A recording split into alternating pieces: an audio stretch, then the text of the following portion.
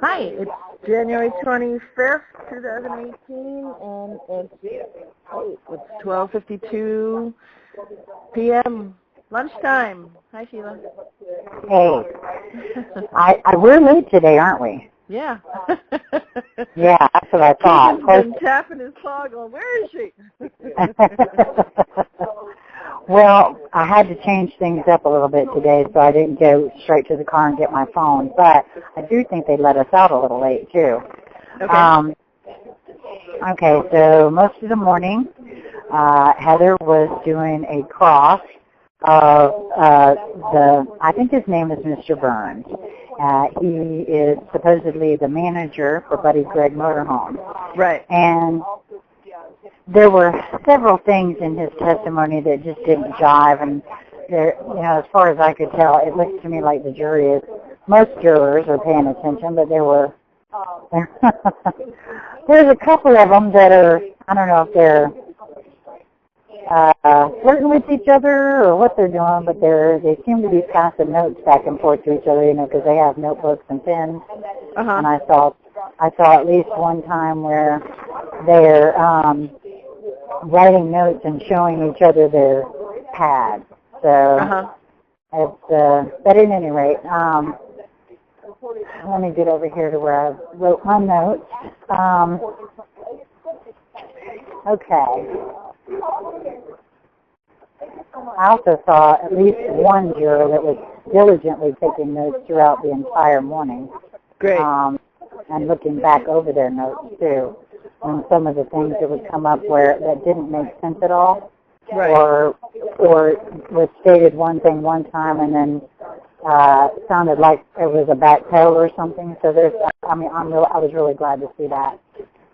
And I'm really kind of amazed, too, at how many folks are stating that their memory is just not that good, or I can't recall, or whatever. Sheila, give them a break, eh? Yeah, okay. Whatevs on that score.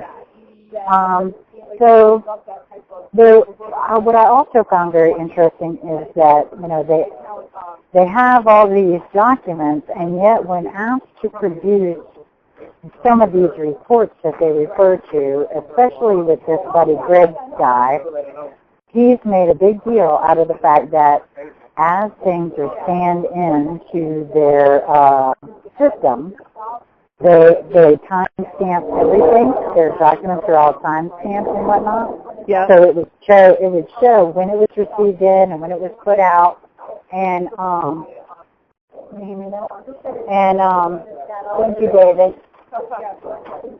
And that when asked to produce that specific report that showed all of that, that wasn't something that he could do. It got lost, or the dog ate it? I said it got lost, or the dog ate it? Or? Well, no. The first time it was like it would take a long time to produce that. And nobody would ask for that. And then the second time it was, they wouldn't let me bring my cell phone in here. I don't think they would let me bring my laptop. So I'm not real clear on that, but at any rate,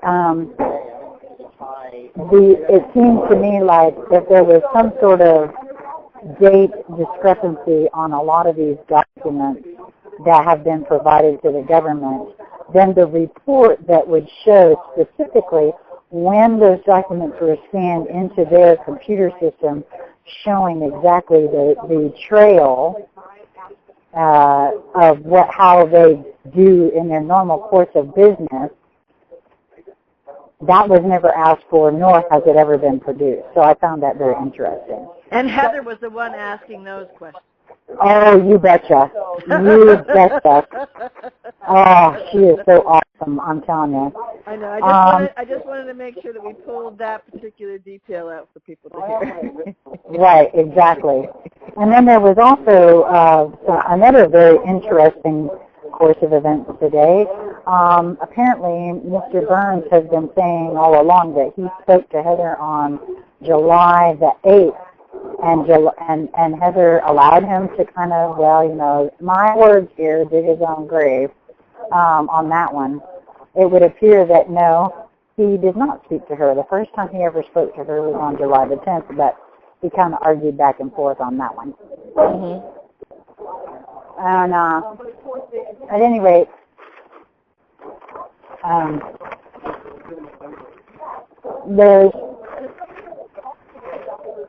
there's some. Can you tell which is the jury foreman? I'm not sure how that goes. It's not like they announced that, but I will say that I would think, and this is just my guesstimate, that juror number 1 would probably be the jury foreman. I don't know if that's correct. Okay, they usually set them at the end of one row. Well, juror number 1, they've got them in numbers. Okay. And I think they're numbered 1 through 12, and then the 2 alternates sit in the back. Okay. So I could be wrong about that. And do you know what's the number of the juror who was taking the notes and paying attention and referring back to the notes? Well, when they come in this afternoon, I am going to position myself so that I can verify whether or not they are coming in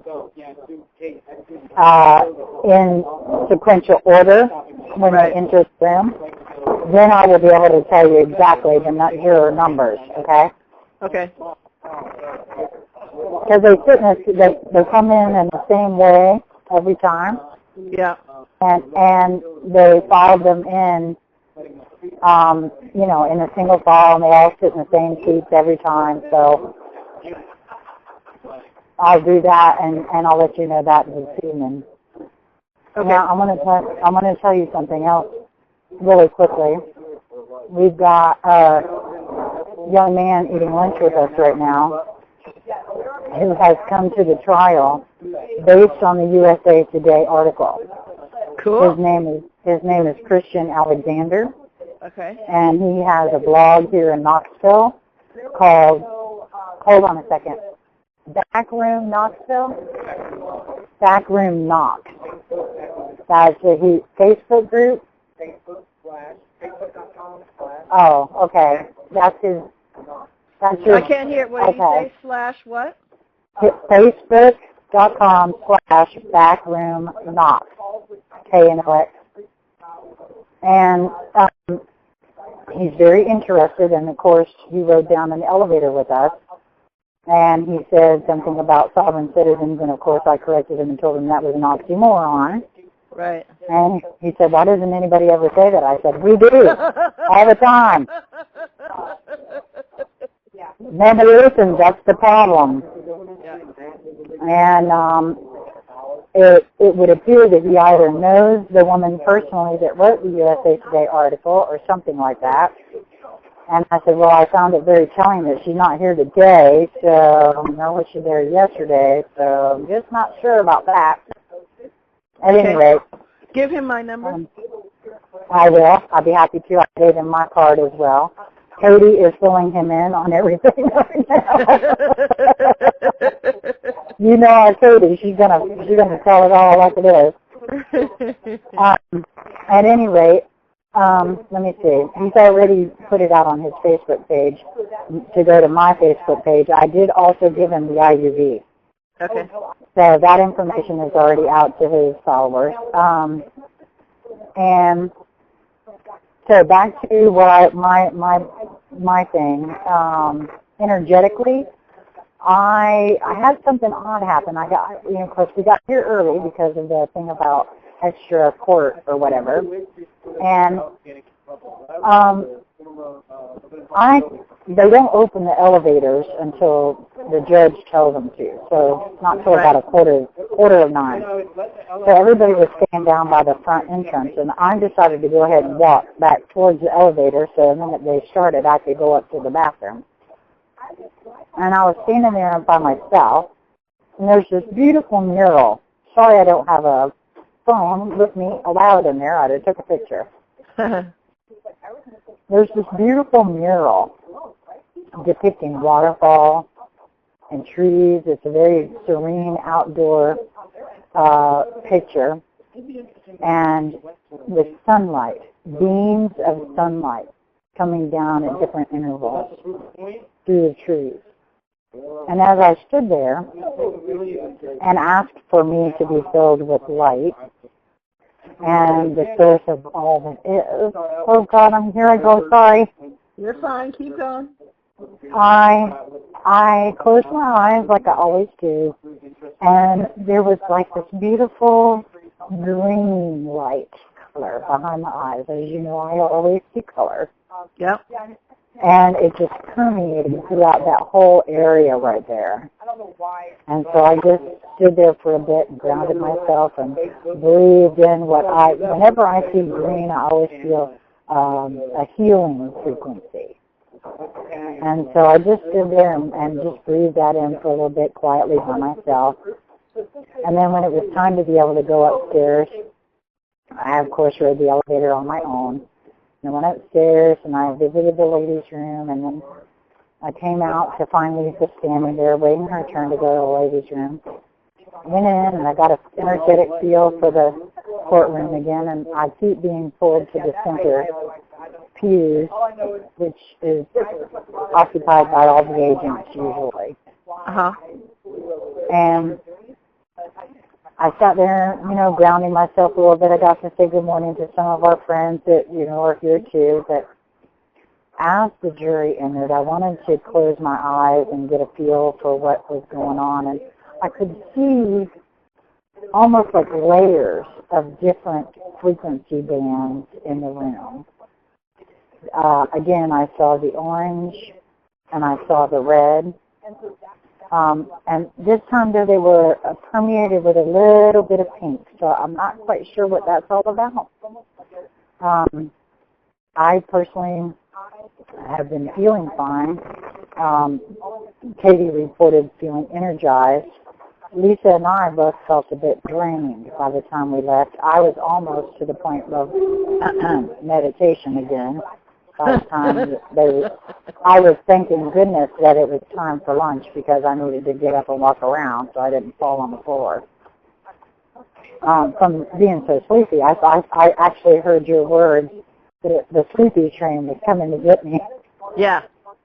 So, I don't know. The pink is, the pink has significance in other areas, but in this particular case, the pink is a thread that's being sent into the building.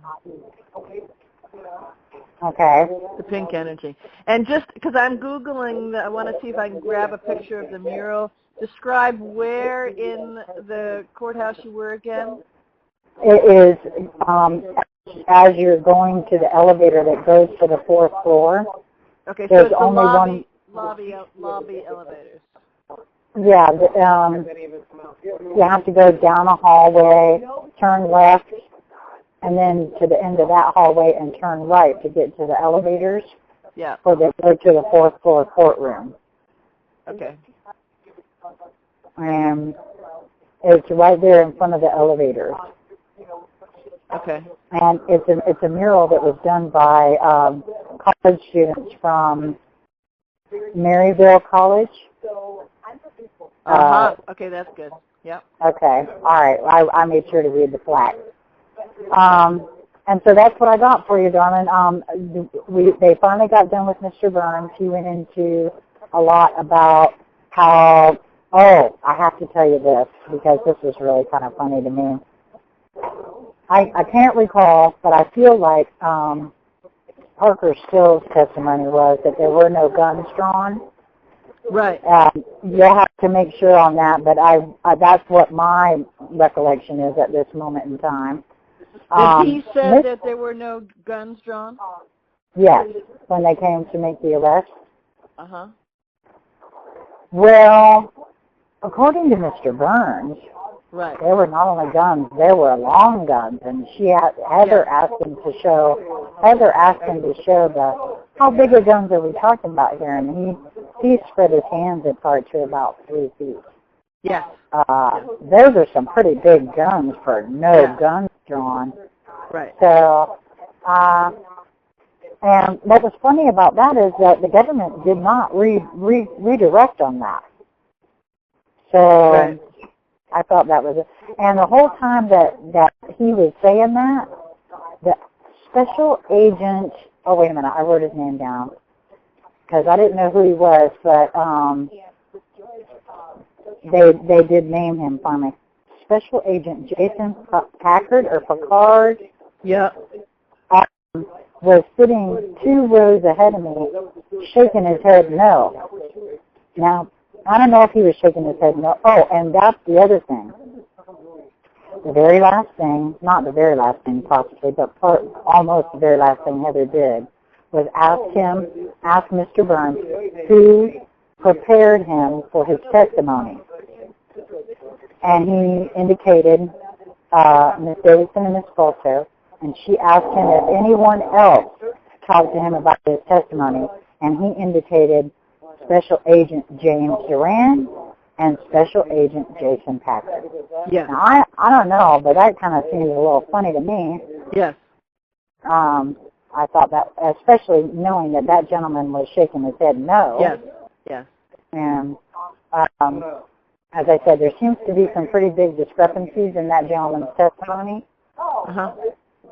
So I'm not sure how well, it that's sounds like the coaching's not holding up, and and he's defaulting to what he actually saw, and he's also figuring if she's smart enough to actually ask him specific questions, you know, on those things, he best not perjure himself and answer the question. Yeah, exactly.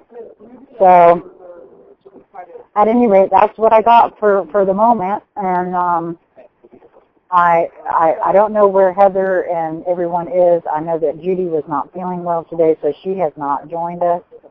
And so it's just us chickens over here with our new friend, Christopher Alexander from Backroom Knox. Okay. So, cool. Well, thank you for the report. Tell Christopher hello and welcome to the family. And I will. and I'll get this posted for all who are waiting to hear it. Thank you so much. Would you also share all of these things, including the videos that we've done last night, to the Conversation Central Facebook page? Because although I posted our thing last night too, I was so tired by the time we were done, and we didn't get to our hotel until 12:30 last night that I just fell into bed. So if you wouldn't mind, I would really appreciate that, BB. I will flood the board. Thank you so much. I love you with all of me. I love you as well. Have a great afternoon, and we want to hear from you when you come out. Much love. Okay, much love. Bye-bye. Bye-bye.